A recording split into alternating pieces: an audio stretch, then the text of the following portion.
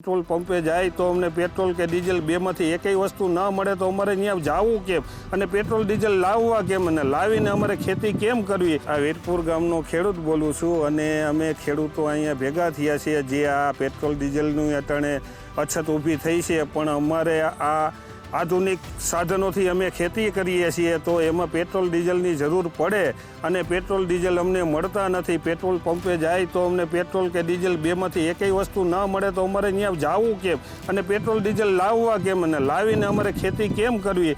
તો આ વિશે અમને આ વિષયનું મૂંઝવણ પડે છે અને અમારે સરકારને એવું નમ્ર વિનંતી કે આની વિશે સરકાર ધ્યાન આપે અને ખેડૂતને બનતા સુધી જેમ મદદ પૂરી થાય એટલી મદદ કરે પેટ્રોલ ડીઝલની।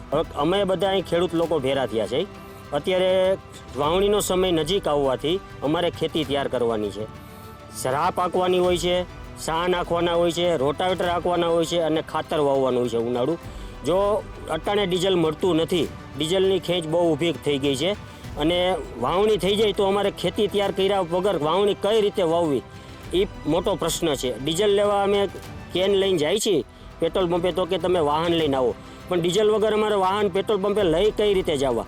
તો એ બાબતે ખેડૂત પ્રત્યે સરકાર થોડુંક નરમ વલણ અપનાવે, સારી નજર રાખી અને ડીઝલ પ્રત્યે થોડુંક કરાવે તો સારું કહેવાય।